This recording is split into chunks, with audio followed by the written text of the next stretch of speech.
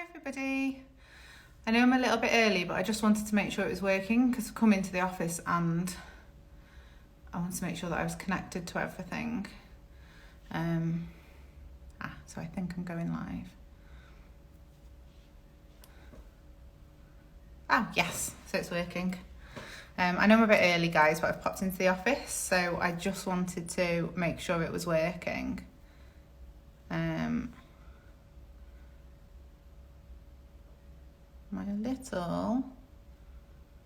There we go.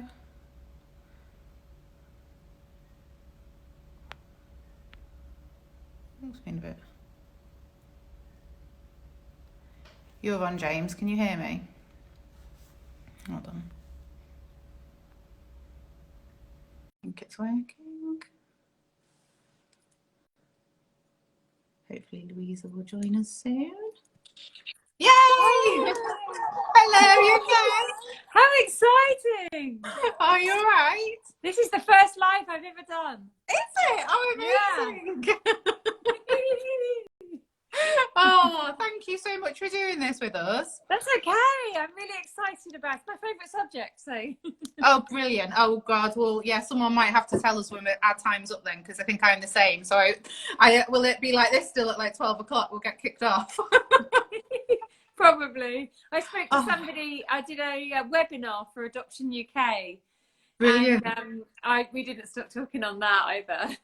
No, well, I think it's when it's like lived experience, you've got so much to share, haven't you? Yes.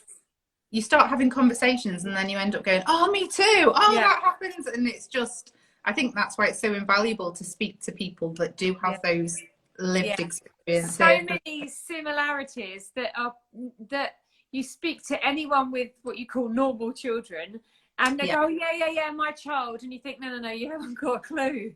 Or you think, no, you don't know. So the minute you find somebody that does understand, there are so many similarities and it's just so nice, isn't it? Sharing that. I've actually got really close friends that we just call family because they've all got adopted kids. So when we go out, no one can embarrass themselves because we don't judge each other. And we can ring each other up and we can say absolutely anything about our child, what they did or whatever. Yeah. And there's just no judgment whatsoever. We can just be totally honest. Yeah, that's it. Because I think sometimes if you're not in the world of adoption and trauma or anything like that, foster care, sometimes you can say things and you can see other people's faces go, can't you? And I'm like, oh, it's not that bad. It's actually, it's fine. This is our life. This is all right. Yeah. And my friends always go to me, oh, I don't know how you do it. I don't know how you cope. And I'm like, this is a good day. Like, I'm fine. So I think that's why finding those people, like you said, to just have those honest conversations with, it means so much, doesn't it? I'm so sorry if people say, why am I ignoring the comments? Yes, just to clear it up, my character in EastEnders is definitely dead. I'm not going back. I've left. Hi, Ben. And hello to everybody. Oh, do you get that a lot? It's just been an ongoing thing for about 6 months. I don't know what's going on in EastEnders because I haven't been watching it, but I don't think it was quite clear that my character died. And so I think, and they put this thing out that there was a character that wasn't really dead, but it's not my character, it's someone else's. Was there no body? There was a body. Oh. There was a body, but I don't know, there was something about the boot shut and something, I don't know, they were hoping that maybe I wasn't quite dead and I'm locked in a somewhere. It just happened. I'm definitely dead.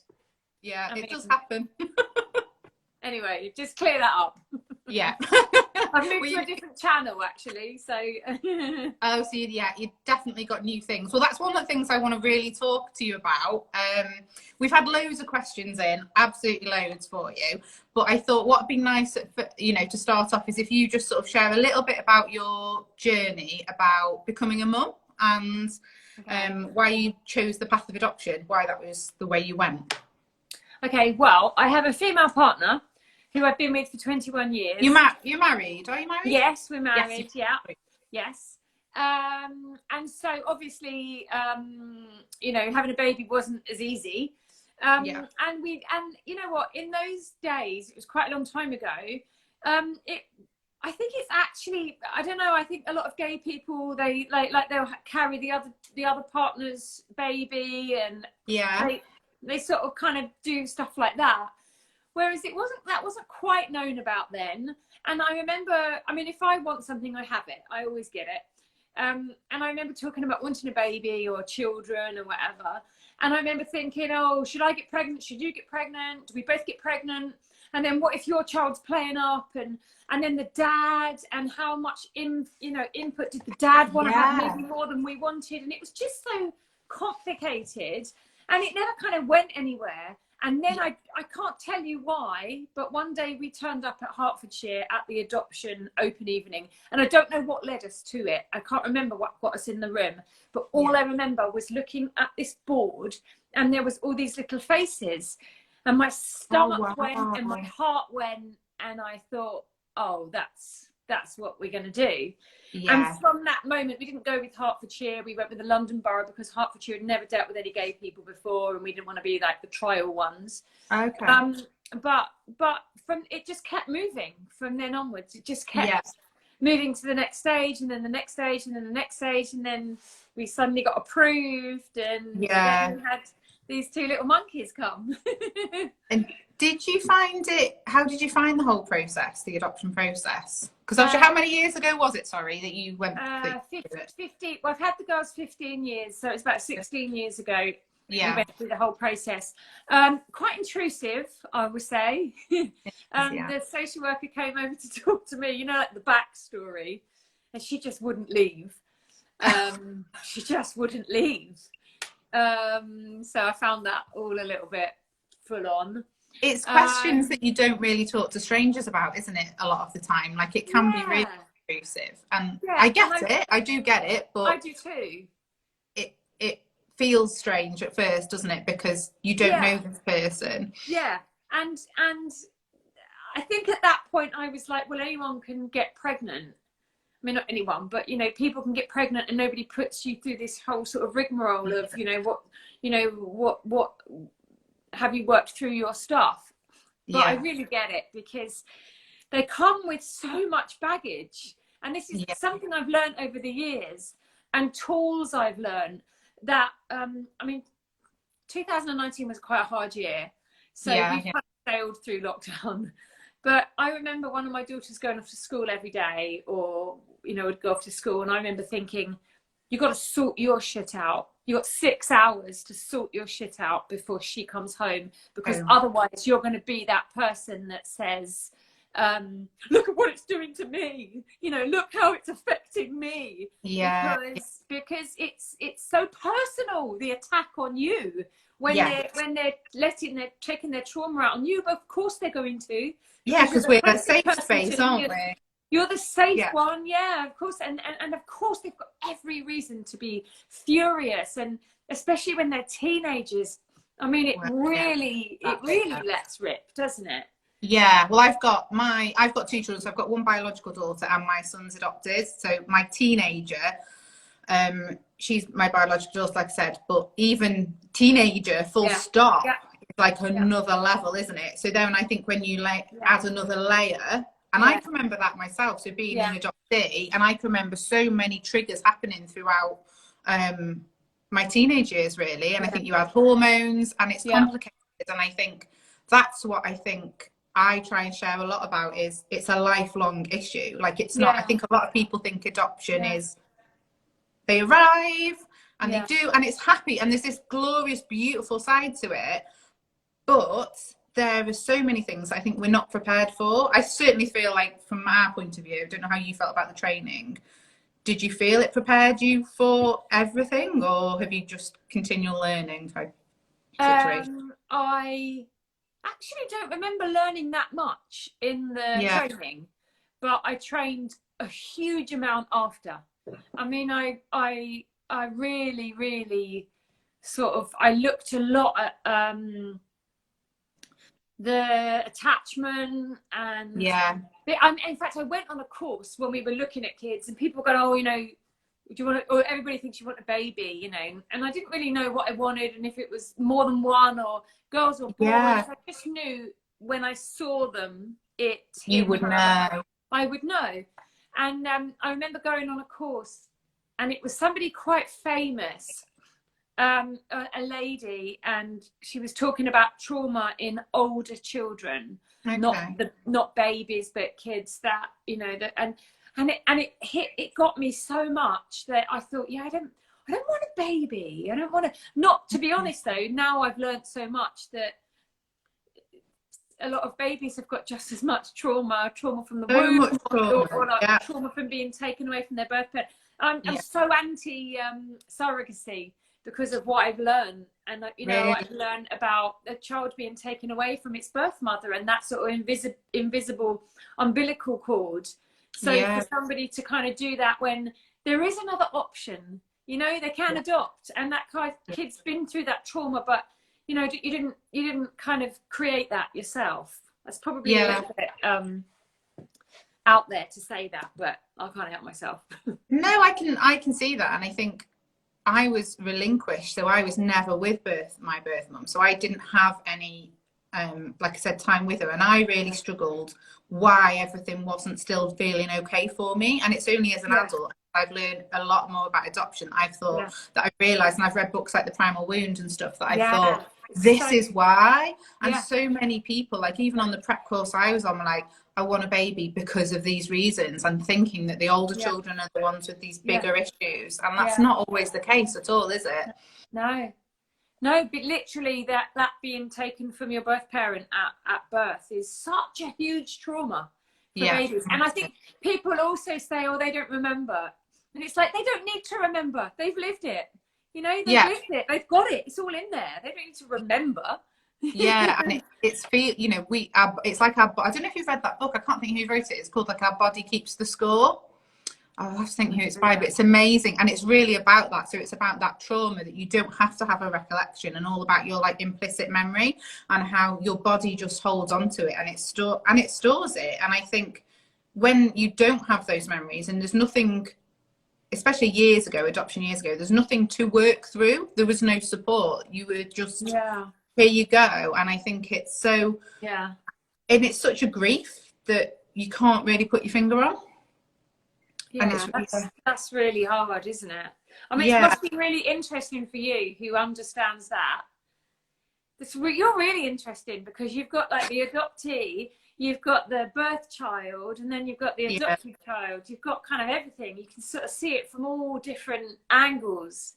And I suppose I just don't know any different. Like it's just my life, isn't it? So I just think I don't. But I've learned so much from my own point of view, adopting my son, about myself. Like I didn't even think the process was going to be triggering for me. I can remember a social worker going, are you going to be okay? This might be hard. Yeah, fine. But things just kept hitting me, and I think that's the thing with adoption. Pregnancy triggered me, and I think I didn't expect it. And I think that's the thing. I mean, obviously you've got 2 girls, haven't you? So how do you talk to them now as teenagers? And how have you about their adoption? Has it always been open conversations? So they came at 3 and 4. So they always like knew they were adopted. They've got a massive family. So we would see their brothers and sisters about 3 times a year. So it was never ever anything that you could. And plus also we're both women, so it's the one thing I kind of feel for with my kids. They've never ever been able to kind of not say anything. It's always been out there at school, wherever, that they were adopted, because not only did they have 2 mums, but one was then on telly playing a gay woman who then, so it was all kind of. But they're cool about that, and they're pretty. I don't think they would be quiet about it anyway. So yes, it's always been obviously an open topic, and I've always made talking about their birth parents or their siblings or their story, and I've always tried to make it age appropriate. One has always understood. There's only 14 months the difference with them. Okay. The older one has always known her story. She's always heard everything I said, and then the little one, say the little one, she's 18. She has fetal alcohol, undiagnosed fetal alcohol. That's, but very much, I mean, I think it affects so many kids, doesn't it? And I think that all this new information out, that when it doesn't show on the face, that you think that they don't have it, but anyway, and it will kind of make sense. But what was the education like? Sorry, what was it like when you went through the adoption process? Was it that even mentioned? Was it sort of not at all? No, not at all. Not any. They didn't talk about her having any sort of learning difficulty either. That came from the foster carer. And she's had her real struggles. But do you know what? She's the kindest, sort of most old-fashioned, sort of old soul. And she will chat with anybody. And she's got this real sort of I don't know, this sort of intelligence, and yet she's got moderate learning difficulties. She's got dyslexia, dyscalculia. She's got something about, I can't remember, I didn't diagnose it, a diagnosis about pain, and I just thought, I'm not even going to learn it, I'm not going to learn it. Oh, that sits with fetal alcohol quite often. And I think because, my son broke his arm and he didn't show any pain at all. He doesn't feel it. And everything and trauma, it all sort of goes hand in hand. But I think everyone's sort of learning. It's like everyone's playing catch up now, I think, with trying to, even the professionals can be amazing, but sometimes even they don't fully have a good understanding, do they? I'm just waving at somebody who can't hear us. So, no, actually, the pain thing with my daughter was an overwhelming fear of pain. Of feeling it, right? For a reason, and I just thought, no, we're not allowing that one. I'm not going to name it, and I'm not going to, because it was getting in the way of like jabs to go to Thailand and Bali and things like that. And I'm like, no, we're not having. We need to get over this one. Family. And now she's I'll say something. I'm not sure whether I meant to say it because we're kind of going to be keeping it quiet, but we now have a family tattoo. Wow, really? Amazing. And it says unconditional love. And it's that's beautiful. And she was really excited to have it done. And Oh, that's amazing. So they're really, really awesome girls. But God, I admire them so much. They've come through so much, and when I sort of, I don't have any sort of anger or anything towards their birth parents at all. In fact, I have real great gratitude for the fact that I got to get my girls, because I claim them as mine. And I think you're allowed to do that when you're there for everything, the good and the bad, consistently there, parenting them, presently parenting them. One of the questions came up actually, and it's one we've had in, so I'll ask. It was about school. So how did your girls find school? Because I think a lot of adopted children can really struggle and feel a bit misunderstood. So my little one went to a special needs school.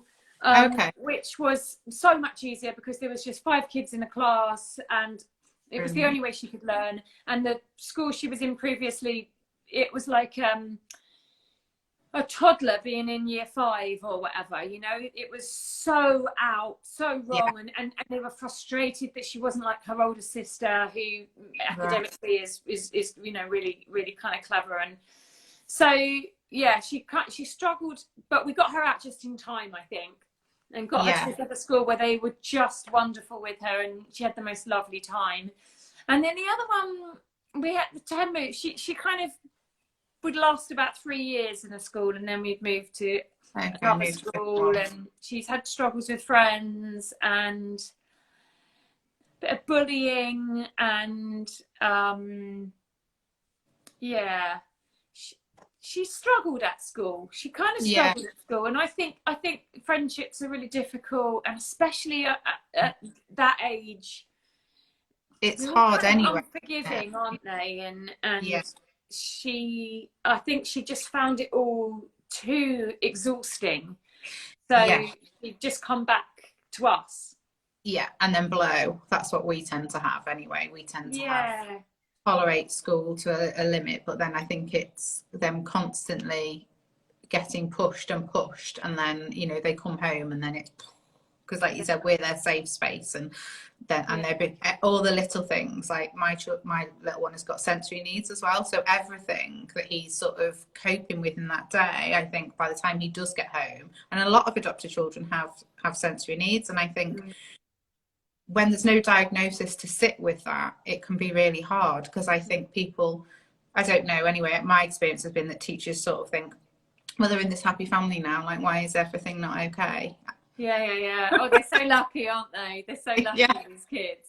Yeah, and I think landed on their feet, haven't they? And you think, oh God, yeah, they're so lucky.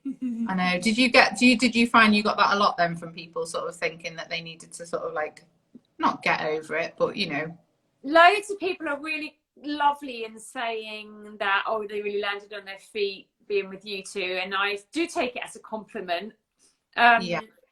But I think they have every reison to be furious about not being with their birth parents, and I think I think people think that they should be really grateful. It's like when you somebody on Loose Women once said about adopting was like adopting a dog, and it all sort of got really angry, and I'm not going to make this comparison, but when you adopt a rescue dog, they seem so grateful all the time. And like the normal puppy is just like, whatever. But the rescue dog to me always feels like it's so sort of, oh, thank you. Yes, yeah. And it's like, don't ever expect your adopted child to feel like that. For, and actually I get quite a lot of gratitude from one of my kids every year on adoption day. It's so important to her, and we get these big essays about how you saved me and how. Oh my gosh. Yeah, but I just say I don't expect any of this. Yeah. I expect. I'm your mum. Yeah. Yeah, and I think that it's not fair, anything that you've been through. However, saying that, and I do think that they have trauma for life. Yeah, definitely. But we don't wallow in it in our family. Yeah. We get on with it, and we've all had a life. Yes. And sometimes and we're all a little bit oddballs, so I think that kind of works, that we all come together. I know my kids don't feel like they don't belong, because none of us really belonged in our house, so we all kind of and because they're siblings by blood, they came together, they share the same history. I think it also helps that they know their siblings. I know other friends of mine who've got adopted kids, whose the younger siblings aren't allowed to see them because the birth parents are like, oh no, we don't think it would be very helpful. And I think it's such a huge mistake. All the siblings that they know they're safe, they know they're well, they don't worry about them. Sometimes they speak to them on the phone, and they do like a FaceTime, chat. And I think that's facilitating those relationships, so it's easier as well when they're adults. So very hard if you've got those siblings that then you don't have that relationship with, and then you want to sort of trace them, search for them when you're an adult, and then it's starting from scratch. That's really hard, especially if you've had very different upbringings as such, so it can be really hard to work out how that's gonna work. So to be doing it for them and with them, I think personally I can only see a positive, and especially from like an adoptee point of view, who didn't grow up with a biological sister and then has attempted to sort of find some type of relationship. It's really hard because you're strange, you're strangers, and it is hard, and I just think a lot of people see it as I don't know, I think a lot of adoptive parents see that and contact with birth family as a fear that they're going to lose them. Oh, I totally agree. It all comes from the parent, and I think that that's something you've got to think about when you're looking into adoption. You have got to accept that they do have another family, and they do have birth parents. And do you know what? I I call my kids mine. They are mine. And Yeah. I think if I had grown them, I still would have had those kids. I mean, they are mine. We are so part. It doesn't have to be blood. No, we are 100%. so tight. We are so close. But I have said to mine, if you want to have a relationship with your birth parents, I completely will not stand in the way of that. Yeah. And the reason I feel that is because I've had 15 years of them every single day. I've had the joy and the pleasure of watching them grow. And every single day that we've been through stuff, and we've been through good stuff and bad stuff, we get closer and closer and closer. And especially with COVID, us spending the last year together in each other's pockets, we have so many memories, and we've been through so much, and we just have this bond that no one else can ever take away from me. So you know, they can go and meet with them. And I said, you know, if you want to call your birth mum, I'm okay with that. Wow. I'm totally okay with that, because I have this relationship with you guys that you feel secure in it. You don't feel threatened by it, obviously. Oh, God, no. You know. There's no comparison. I have 15 years. Yeah. And you know, so.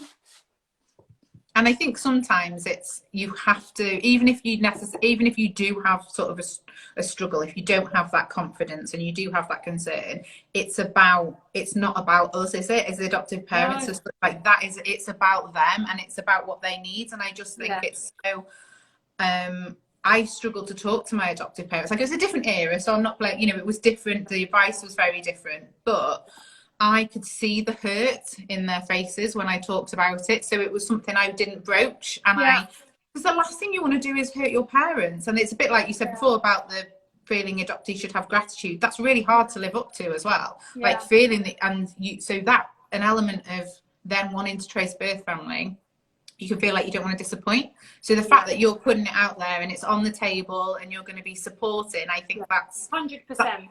That's just going to build that bond even more that you have with your girls, from my perspective, because I would just have wanted to know, oh my God, this is okay. All these feelings are okay. Of course, but my mums have got me. Do you know what I mean? They've got me. Whatever. And I get that because, you know, I remember actually once one of my kids shouting at me, and it's the only time it ever happened. I thought it was going to happen all the time, but the little one was, "You're not my real mum."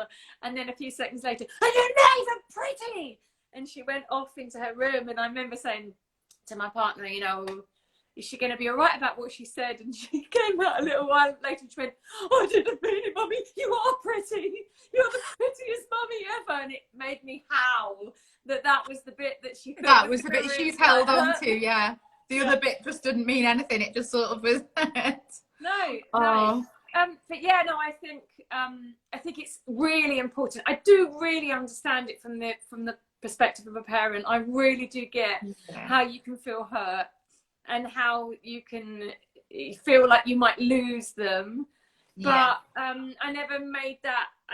There was never a real sort of comparison in the first place. No, and I think it's the whole thing, those honest conversations as well, is about them having a real understanding of who their birth family is, because if you don't have those conversations, we fabricate them and we make it up. And amazing prince, I can remember even saying, I can't remember what the actress is now, but I can remember watching something with my dad and picking up the surname of this actress and knowing that was my biological mum's name, and saying, oh, that could be her, and ridiculous things I built up in my head because I didn't know anything. And then it was I put her on a massive big pillar and it came tumbling down. So I think that's so important. We've got to prepare them for everything, haven't we? Yeah, and tell them everything that we know. I know age appropriately.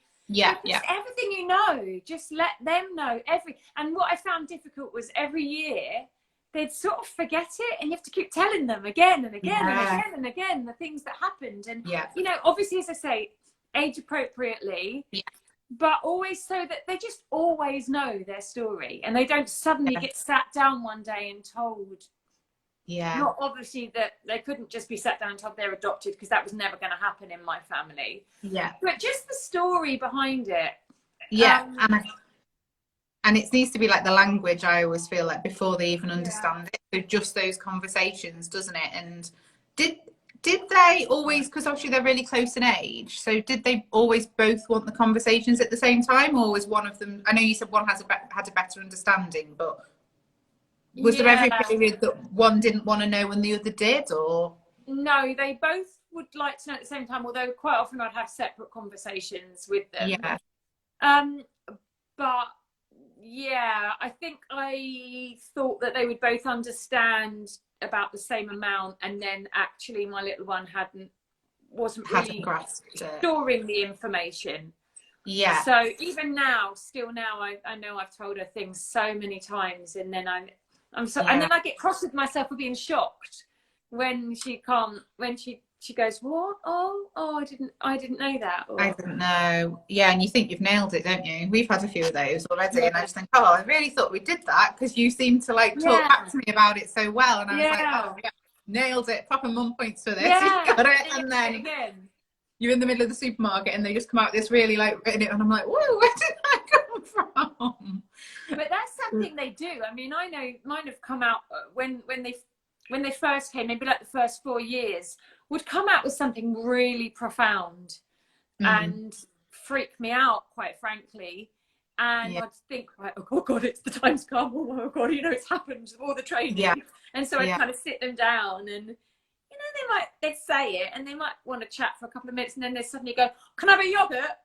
Yeah. And they're gone. And you're left like traumatized by what they've told you, and they've moved on because they're in the present moment, and they've said it. And it's not. And that's exactly how it should be. Like, never these big sit down dramatic moments. It just needs to be normalized, doesn't it? Just because it is their life, and it's just part of sort of everyday conversation. And I think that to me is just so important. And I think so many people are fearful, aren't they? Because I know, and they do ask at the most inappropriate subjects. We always have it in the supermarket. It always seems to be in the supermarket or the schoolyard, running out of school.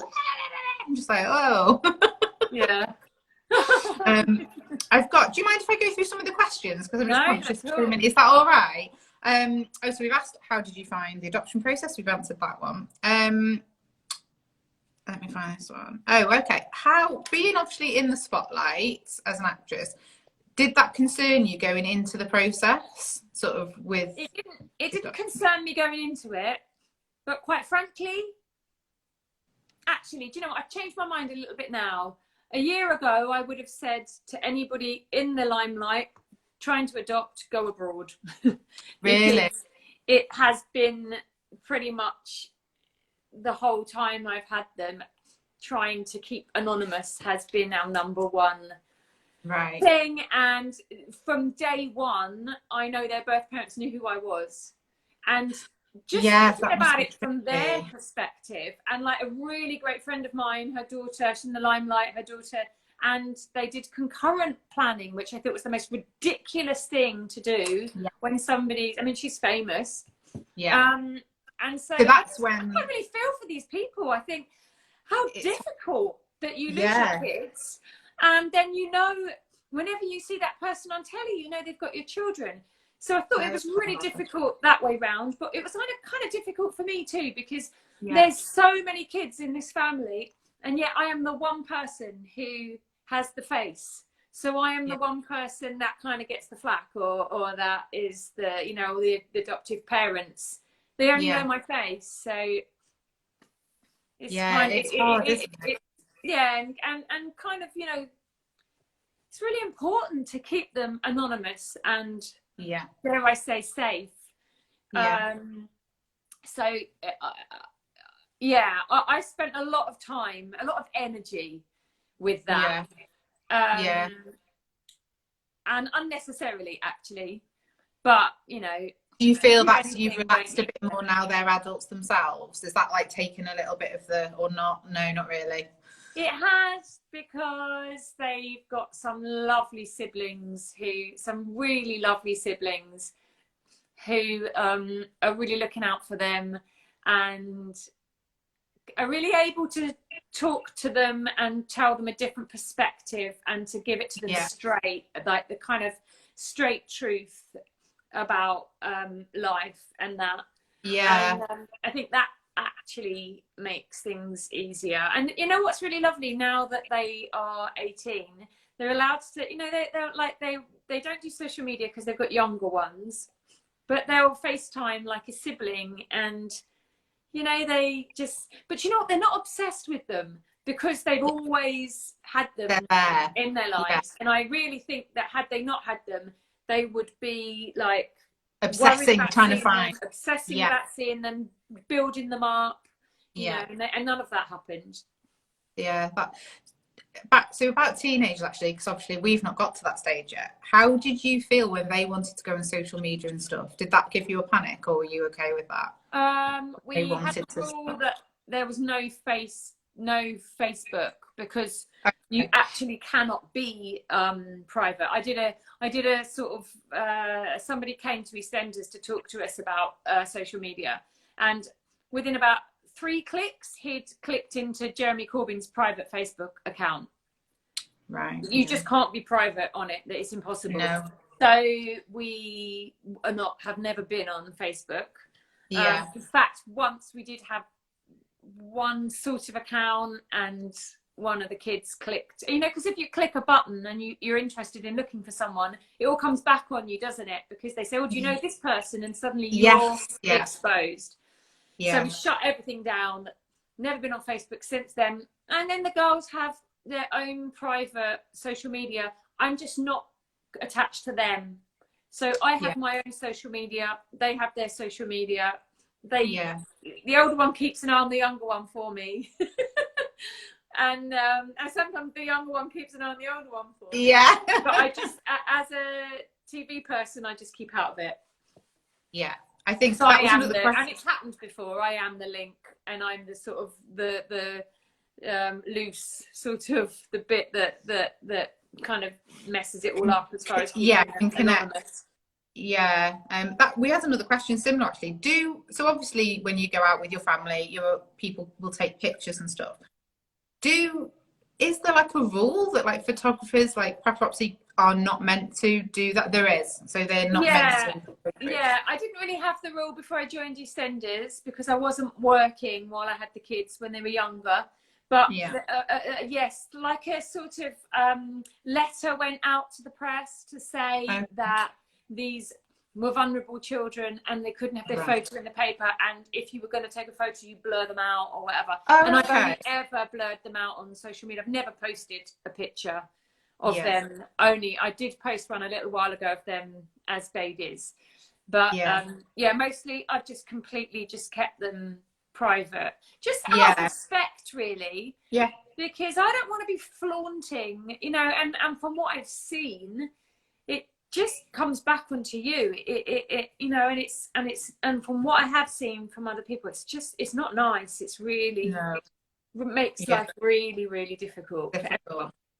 And I think you want to be able to go out and just live your life, don't you? And spend time with your family without fear of thinking that, oh gosh, where's this? Because I think even as adopted parents that aren't living in the limelight, that's just a concern, isn't it? Like I can remember, I've relaxed a bit more now, but you know, like even sports days and things like that, I could feel myself getting really anxious because I was thinking, and even at the school they'd say, please don't put, you know, there are vulnerable children in this class, please do not put your pictures on Facebook or on this and that or on that. It's a lot of trust to have in other people, isn't it? So I imagine when you're in that type of industry as well, it's just sort of tenfold what you have to sort of be thinking about. And when they know who you are, it kind of blows everything, really. It does. Because, and you know, if they really want to find you, I suppose they can. So and it's something, it's just like you said, the concurrent planning, if people didn't understand what that was, that's when it's sort of a bit like fostering to adopt, isn't it? So the child, you're a foster child first, and then you often then meet and have contact with those birth parents, don't you? And that's just another level. You do the foster caring job, so the foster carer always takes them to contact to see their birth parents, and so that the birth parents get to know who this adoptive mother is going to be. And that's just it's only works in certain situations, I think, doesn't it? And some You have And to it's be. quite popular now, though, isn't it? Yeah, it is. I love it from the point of view for the child. I can really see the absolute benefit. I don't think personally I could cope with the loss. And I think bringing into, like we would love to adopt again. And I think both of my children have said that's not something they would want to do. They want to know when they're welcoming that child into the family they're staying. Yeah. And I think especially for my son, as an adopted child himself, he's suffered enough loss. I don't think that. I'm not saying it's wrong. I think it for the right family. I think it's amazing.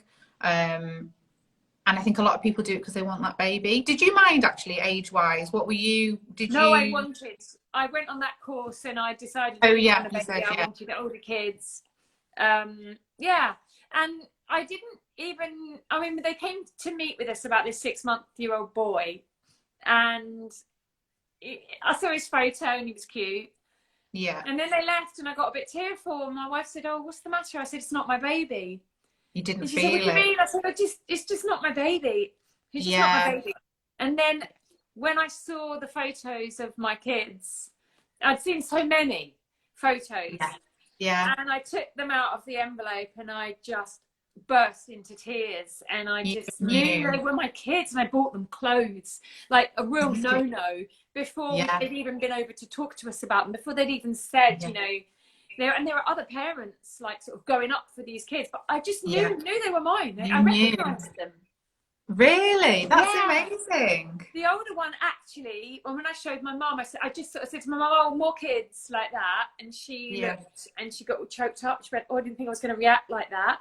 And she just said, "Oh, that's you when you were that age." Really? Yeah, and I knew her as well, and I still know her now. I mean, she can't get away with a thing because I just know her. Yeah. And then my other one, she was so cute. Oh, she was so cute. And like the older one had cut them fringes the night before they had their photos. So oh no. The foster care had sort of tried to clip it all up. My son's still now just gone like that. Exactly what I ordered. Oh, that's amazing. And people say, don't they? People said it to me like, "Oh, you just know when you." And we didn't actually see a picture of our little man until we've been matched. But did you not? No, so I asked for all pictures to be stripped out. I think that's that's like a thing in me. So my adoptive parents had said to me previously, like, when I'd said why did you pick me, or what happens, and I felt like it was very much about my looks, right? And so for me, this is how I then interpreted it, was to be like, this is, and because I already had a biological daughter, I did not want to be subconsciously looking for a child that looks like her. I know, because I thought, so she's blonde, am I going to automatically look? I mean, you don't know, do you, in your subconscious? So I just thought, I want to read what it says about them. And were you able to know that was your child by not 6? I don't know how I would have known had I not. That was all. It was everything for me, was the visual. Yeah. The feeling of, oh my God, that's them. Could you see them? Yeah. And I did. But when I then saw him, and I was really scared of seeing a picture, I was really like, oh, I just don't know if I can do it. And then I can remember the email sort of coming through, and my social worker going, "Are you going to look at it now?" And I was just like, yeah, okay. Oh my God, just like the most beautiful big eyes. And I was just like, it's almost like what I imagined him in my mind to look like. I know that sounds really, but I really, so I've got an adopted sister as well. His story had similarities to hers. So I think I connected sort of with that. But we weren't looking at a baby, but he was only 7 months. We ideally were thinking older because my daughter was 9 at the time. So I wanted to like bridge that gap. Yeah. So we'd been sort of thinking probably a little bit older. And I was conscious that there were so many children in the care system and a lot of people want babies. But when I just read his profile, something just clicked. And I was like, this is, like you said, this is it. I was like, this is my son. I know it is.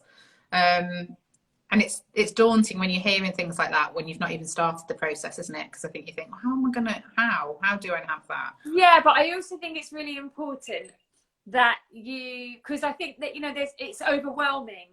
I mean, we used to get a magazine, or there was a magazine and a newspaper, and now I know it's all online. But I think just looking at all these different faces, and it's kind of overwhelming. And I think a lot of people don't want to get their heart involved in it, so they don't want to get hurt. But for me, I the only way I knew, and my wife was really different as well.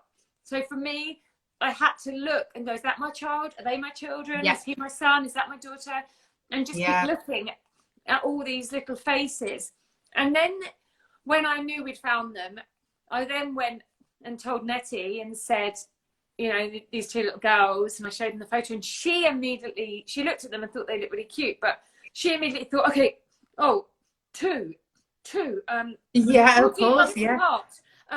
Okay, so right, and literally was going at it from a completely different. She more practical then. She got more like a practical. Two and they're three and they're four. How, you know, what does that mean? And I'm like, it doesn't matter, they're our kids. Yeah, I feel it. That's what I'm like, very much like, just I go with my gut about everything. Definitely. I think so many people though say, don't they get, like you said, overwhelmed with reading the profiles, that it can be quite, and I think that's the thing with me, I didn't want to be triggered by anything, so I was a bit like, whoa, and it was my husband going, okay, let's just take it like step by step by step by step, because it's such an emotional process. I wasn't really prepared for it. I think but also when you've got a birth child as well. I've got a friend of mine who is adopting, and she's got a birth son, and it's so different for her how it was to us, because she's so protective of her little boy, and she doesn't want him to feel left out, and she wants to make sure the age gap is right, and she wants to make sure she tells him in the right time, and all of that stuff. I think is just hugely important.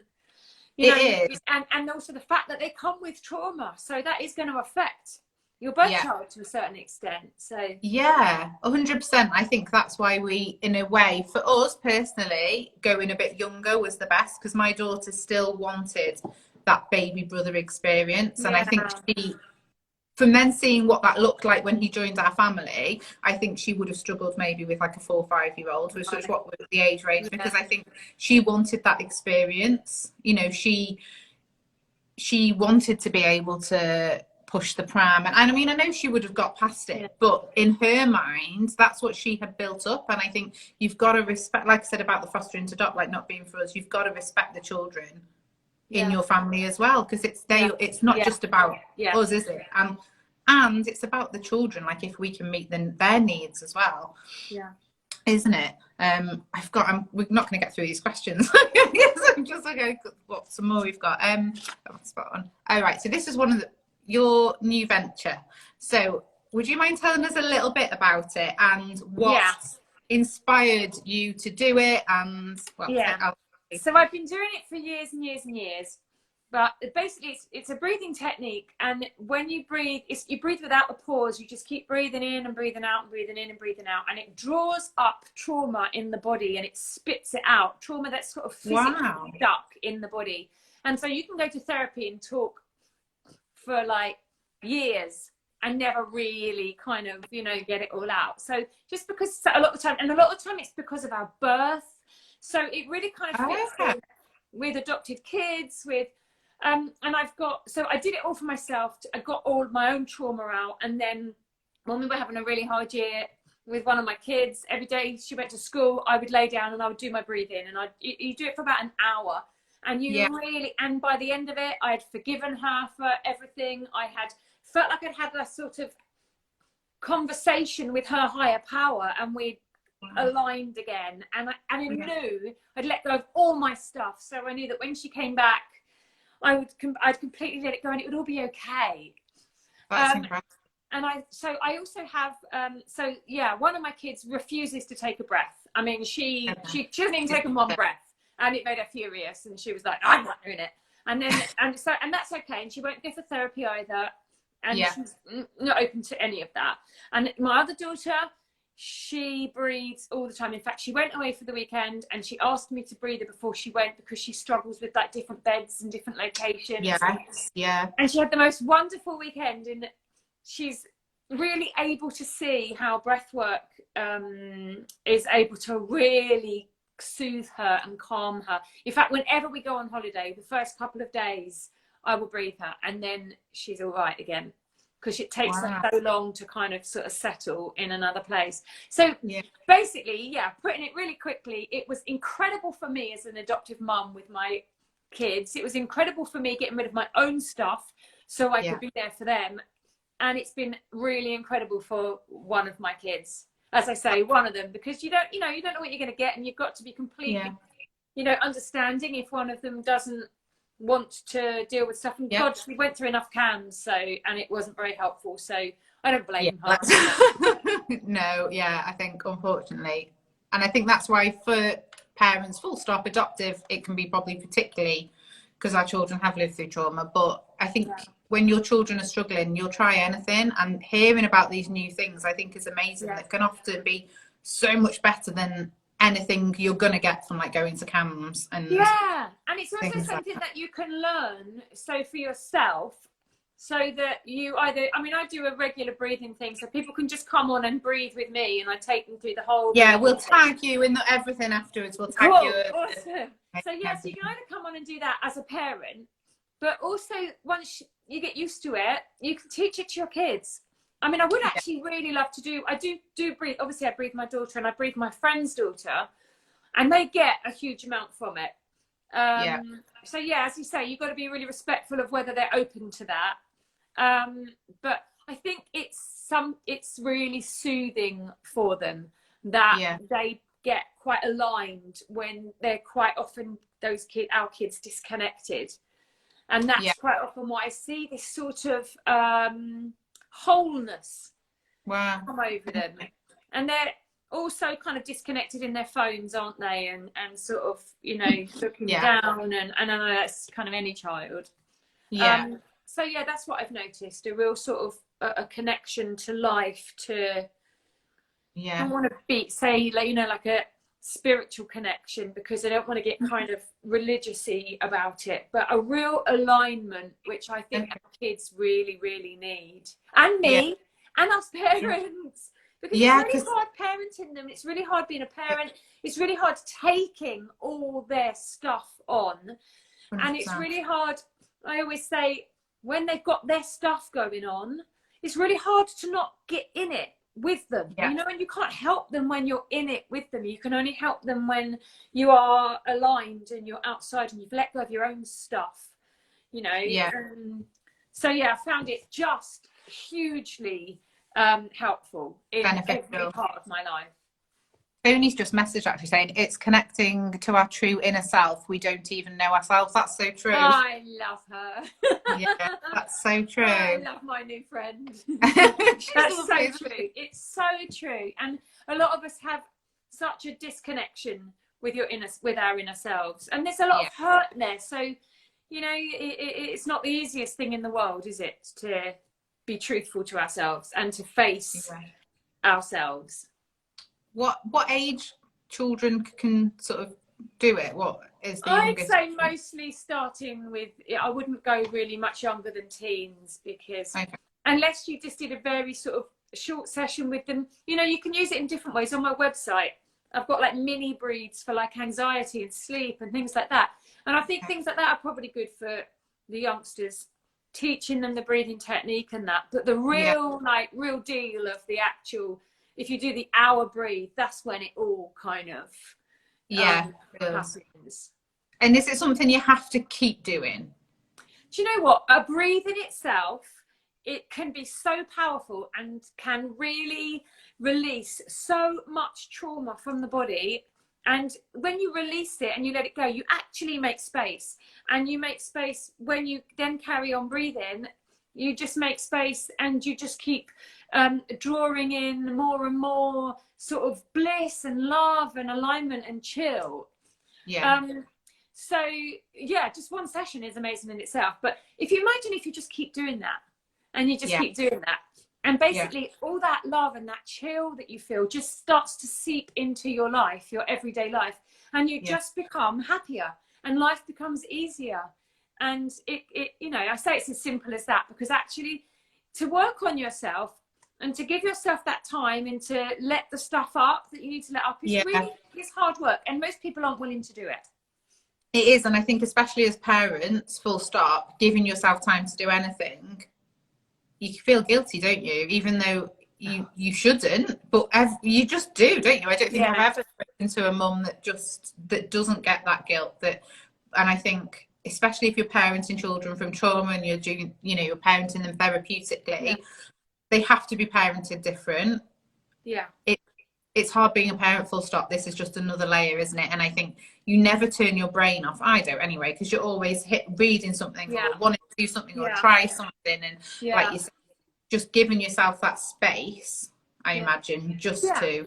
But actually, you're giving yourself space and you're working on yourself. But actually what you're doing is actually allowing yourself to be the best parent that you can be for your child. Yeah. So it's the best thing I think you could ever do for your child is to get your own stuff out of the way, or to not get caught up in all of their stuff.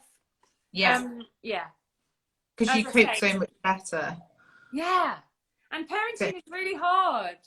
So and of course we are going to be on the attacking end of anything that they are going through, because we're the closest things to them. We understand. We have unconditional love for them, and no one else does. Yeah, and it's actually, I think I always try and think to myself, if I'm really getting it, that okay, it's actually take it as a compliment that they feel safe enough to love all this about you. Yeah, completely. But it's still hard, isn't it? It's still, so hard. It is hard, and especially I think Lisa Faulkner's on the live chat, but she's one of my closest friends, and the conversations we've had about how hard it is. I mean, we've literally both been sobbing on the phone to each other before, saying, I can't cope today, or how hard it is. And I've valued her friendship so much, because she's one of the people that I can say whatever I want to say about my child, and she will not think, oh my God, they did that. Do you know what I mean? There's no judgment there, and it's just lovely. And you know what? My daughter and her daughter breathe together. I breathe them both together, and we dance around the room a bit when we breathe in, and then I lie them down and they breathe, and they're really kind of. I just think they're so cool. I think they're so cool that they're happy to work on themselves, and they they want to feel that inner peace, and I just think that's so lovely. It is, and I think it's something that teenagers particularly don't give themselves time to do. No, and it's so hard to be a teenager, and my heart goes out to them, because life is hard enough as it is, and it's hard enough to be a teenager, it is, but to have the extra baggage that they have, I just think they're all incredible. I really do. They are. And I think, just social media, that's just one extra thing that we didn't have, because I can remember, at least I could walk home from school, slam the door and be done with it. But they can't, there's no getaway, is there, from it now? And I think if they're not on it, they feel like they should be, even if they mentally aren't in the space to do it. And it's hard. And I think, like we said before, teenagers are hard. Full stop, aren't they? They really are. But it's much more fast-paced than when we were young anyway, isn't it? It is, and they know so much more. They're so wise. Sometimes the things that my daughter says, I'm just like, she sounds like she's 21 already. Some of the things that she comes out with, I'm just like, where does that come from? So mature beyond their years, aren't they, I think? What else I'll ask you a couple of other questions, if that's all right. Oh, is it your own, because obviously you've been really honest about your own mental health. Is that what inspired you to do this? Is that what you wanted to look for alternatives to help yourself and then help others? Yeah, 100%. It's all down to that. 100% put me on a self-love journey or a self-help journey, and made me look at alternative therapies.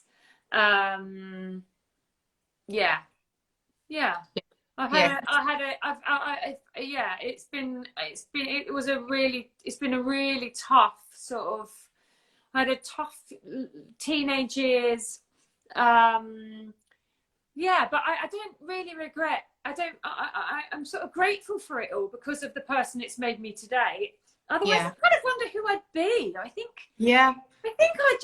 really know who I'd be, but I don't know how much I'd like me, because it's everything I stand for and everything I believe, and it's giving myself that sort of self-love. Look, putting my oxygen mask on first every day in whatever way, so that I can be there for my family. And like, I make sure that I am the most positive and the most happy version of me I can be every day as well, for them, for all of them, so that we can all sort of become happier together and laugh about things. And I want to be a good role model for them. And showing them, showing them that 100%. And I think you have to show the bit of self-love, don't you? And sometimes that, and it's also, I think everyone, like you said, has had ups and downs, and it's the fact, look though, you can come out of it and it can be okay. And then sharing your story, like Tony just said, is someone else's, it's encouragement. So I think that's why it's so important, isn't it, to talk about mental health, about everything like that, because even if one person can just relate to it. I try not to talk about it in too much detail, because I don't want papers like The Sun to like grab a bit of it, take it out of context and make it their headline and sensationalize the whole thing, because I'm not in it for that. I'm not in it for attention or for fame, which sounds silly, but a lot of people are. I just wanted people to know that I have struggled, and you know what, it was pretty awful, and I understand, and I made it my life mission to make myself the best version of myself I can be every single day for my kids, and to inspire other people maybe, and just because I really do believe life, we're here to be happy. And so if you start to think about it like that, you then look, if that is the purpose of life, if success is based on happy and not on what job you've got or how much money you've got, you then maybe start looking at your life and you just think, well, do you know what, that doesn't actually make me very happy, and I don't really do those things I do there, they don't make me very happy, so why do I do them more? And I think you just look at life differently. Definitely. And I think sometimes people don't stop enough to do that, do they? Because you're so busy, you're just on this like busy constantly got a list that never and I think COVID made a lot of people sort of stop and go, this list doesn't end, and what's it all about? What's the point of it? I'm just constantly going down a list and I'm never going to finish it, and none of the list really makes me happy. So if you actually put something on your list that was self-care, like, I don't know, whatever it is that is your thing that makes you feel good about yourself, if it's going for a walk, if it's when you go for a walk talking about all the lovely things that you see, if whatever it is, if you put that at the top of your list, your whole life changes. It does. And I think when you did that 7 days of happy, because us guys, I was just like, that's just amazing, because then like on one day as well, I didn't do it and we had a bit of a rubbish day, but you'd posted something and you were like, don't beat yourself up, it's fine. I would have beaten myself up about it, because I'd have been like, oh, I forgot, and oh, I didn't do this, and everything went wrong. But it's like, it's all right. It's okay to just. And it makes you, even some people were like going out of their way to find something to do that made them happy and then post it. But other people were just like, oh God, this makes me happy, I'll post it. And it just made them more aware of the fact that, oh, you know, I do this or I do that, and it's just, I think it's the more you become aware of it and the more you point it out. And you know, doing that, I think that's really powerful to be able to do that with your kids. 100%. You know, not worrying about, you know, all the sort of the social media and the money and the what job you're going to do and all of that, but actually what makes you happy, if you could actually learn that. I think a lot of kids don't really know. No, I don't think they do, because I think they get, especially in school and like the way the school system works now, it is like this treadmill of learn, exams, learn and stuff. And my eldest's home educated, so we haven't experienced high school as such, but because of that, because of the struggle, and because I think if you're a child that you don't feel like you fit in this box, it's really hard. So just finding the little things that you do enjoy, because they need their cup filling up, don't they? And I think it's those little things that we can do all the time to give them that positivity, to make them feel better about themselves. And it's not always the end game, is it? Because I think sometimes, like, I don't know, people say to my daughter a lot now, she's 16, what do you want to be? And she's like, I don't know. And I was like, and that's fine, I don't. And I'm I know, it's a lot of expectation on them, isn't it? Of what it is. Did you post something about the cup filling up? Or did you post that? No. It was on some adoption thing, and it really helped me today. What Yeah. drains, what empties their cup and what fills their cup. Yeah. And it really, you know, and I've got, mine's 18 and 19, and yet I looked at it, I stopped and I looked at it, and I looked over at my 19-year-old and I thought, oh, put everything down. She needs her cup filling up. And it's like, she's an adult now. Well, she's not, but it doesn't end, doesn't it? It doesn't end. No, I don't think it ever does. And I think, you know, everyone's cup will be different, won't it? What someone might, I heard the expression today, she's not school shaped. Yeah. And we've all, Lisa and I both had this thing where they, you know, they last a few years in a school and then they need to go to the next school, and you know, or like one of mine had to leave and go to like a special needs school, and they've all, you know, they don't really fit the school system. They don't. No. But then there's an awful lot of kids, as you say. My niece is homeschooled. She didn't fit it. No, no. I think, like you said, unless you do fit in that box. And then, do you know what though? Even then, even my daughter's friends that are in school, the ones I speak to, I wouldn't say they're loving it. You know, there's still, it's sort of perceived that like, this is what we've got to do, and it's like always about the end game. Yeah. Some kids love it, I'm sure they do, but what are they, somehow it's like, what are they actually getting out of it, you know, and what is it actually teaching them? Like, we didn't do it as a conscious choice. We pulled her out for a time and she just thrived, and it was just, it's better suited for her. So ask a monkey and a fish to climb a tree, the monkey will win obviously, but the fish is a better swimmer. So comparison is the thief of joy. That's so so true. I like all these things. I wish we could keep some of these things and then just go over it afterwards. Yeah. Well, thank you so much for joining us. Pleasure. It's been absolutely lovely to hear your story. If you could give one piece of advice to maybe someone that's right at the beginning of the adoption process, hasn't started, they're just looking, have you got a piece of advice or something that you'd say? I think all I could really do is talk about my own journey, in that it was the best thing I ever did, and all I really did was just trust my gut. Trusted my gut about adoption, trusted my gut about my kids, trusted my gut about when they should see their birth siblings and when to pull them out of contact and how often. I kind of just trusted my gut all the way along, but it's the best thing. I mean, I don't even remember life before them. They are mine as well. They are mine 100%. If anybody has any worry that, you know, they're not going to bond with their children, or they're going to feel too much like they have to share them, you know, when you parent that child day in, day out, they become yours. They can't not be, no matter what. No, they can't.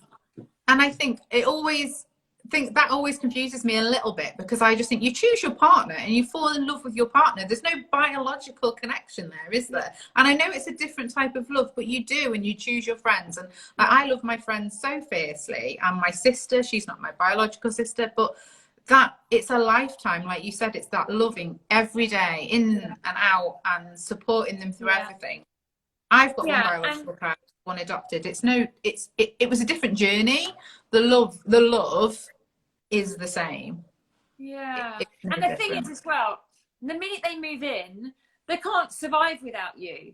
So the minute you know that, which is straight away, you just fall in love with them, because they look to you for everything.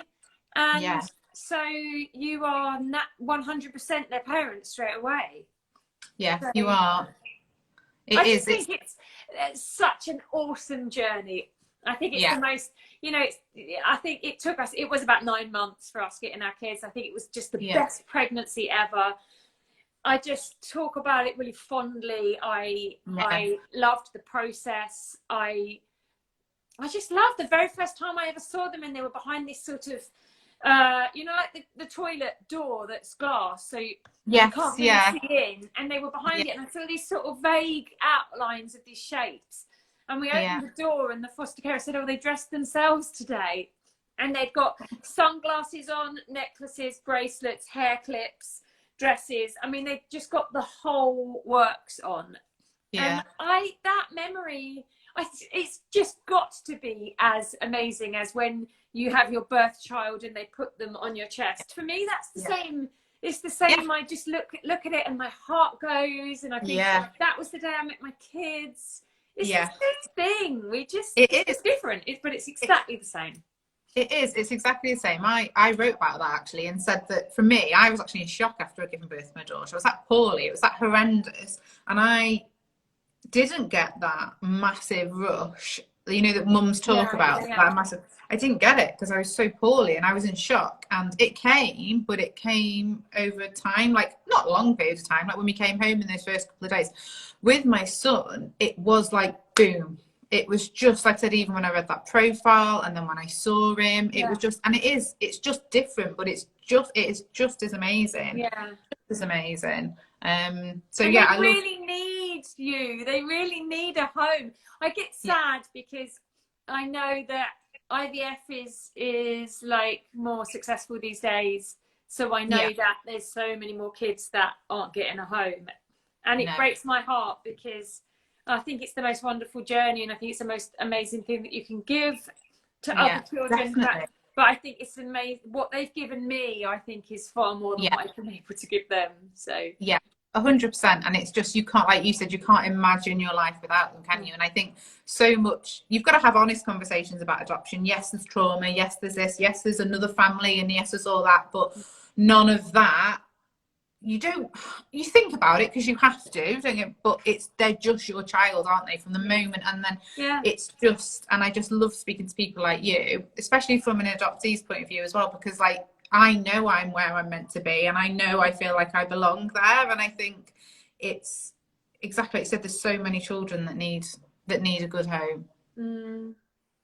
So thank you so much, because I just think you're so passionate about talking about your girls. So it's lovely. It's I just nice want to hear. also say to everybody, good luck wherever you are. I know everybody's at different stages, and like I love that this exists, that everybody can just support each other whatever kind of stage they're at. I think it's so important. So I mean, I'd love to be a part of this in whatever way I can, and to answer questions whenever I can, because I know I'm on telly, but I'm actually just an adoptive mum. You're a mum, who's got 2 kids, that has learnt a lot along the way, and still learning every day, and still messing up all the time as well. Yeah, and I think that community is just so important, isn't it? Like you said at the beginning, to have people that get it, that you can have those honest conversations with. And I think, especially as you're going down the line, it becomes more apparent, doesn't it? If that makes sense, you know, and you want to have just somewhere to look. So thank you so much, and I would love to do more things with you. I'll stay. I don't even know how to say it. I'll still be present in the chat and all of that. Brilliant, thank you. My pleasure. All right, thanks so much. Speak to you soon. Take care, Bye, everybody. Bye. Thank Cheers. you. Bye.